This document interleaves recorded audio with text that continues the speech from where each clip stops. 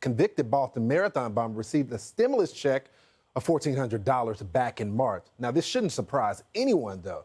Democrats cleared the path for this to happen after they brushed off an amendment to Biden's American Rescue Plan that would have blocked convicted inmates from getting stimulus checks in the first place.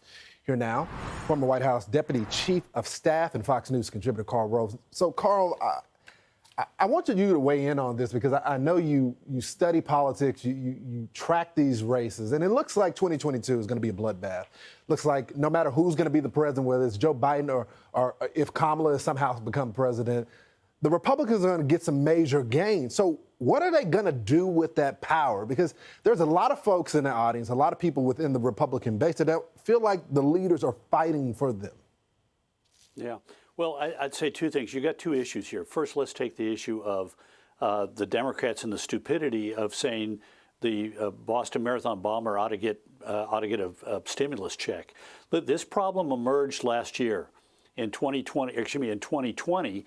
Under President Trump, we passed relief to people, and come to find out, because of the way the bill was written, that we found out after the fact that people who were in prison got checks. And this became a big kerfluffle.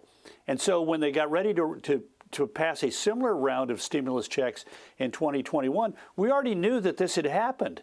And so the amendment was offered by the Republicans, and every single Democrat voted against it. And why? Because Dick Durbin stood up and said, well, we don't want to hurt the families of the people in prison. By denying them a check, we're going to deny their family a check, as if the people in prison were automatically going to give their money to their, whatever, their spouse, their kids, their whatever. So this was a stupid vote, and why the Democrats made their members vote for it. Now you're going to have Mark Kelly in Arizona and Warnock in Georgia having to go home and defend giving money to the Boston Marathon bomber as part of the COVID relief. They're in jail. What are they going to spend that money on? More commissary privileges? So anyway, why the Democrats do things like this is beyond me, but it is stupid.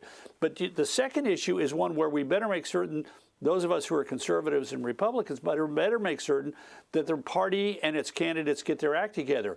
Virginia shows us the way.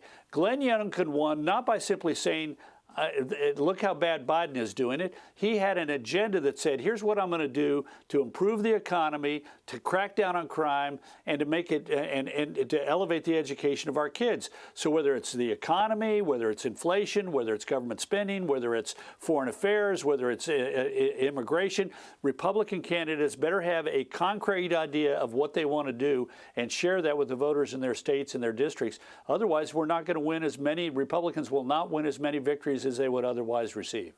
Karl, it seems like the ground game is going to be essential. I was in Virginia 2 months before the election. Didn't look like it was going Youngkin's way.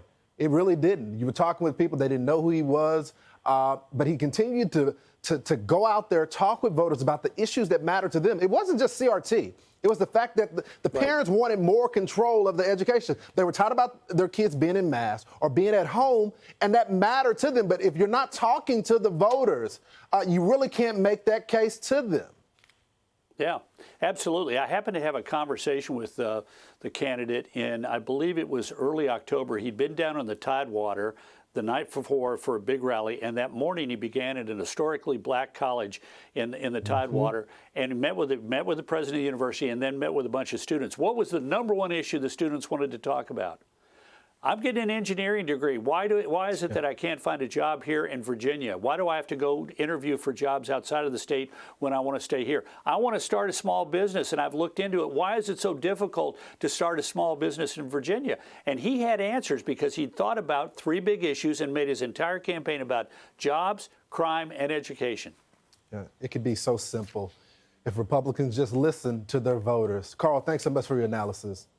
You bet. Hey, Sean Hannity here. Hey, click here to subscribe to Fox News YouTube page and catch our hottest interviews and most compelling analysis. You will not get it anywhere else.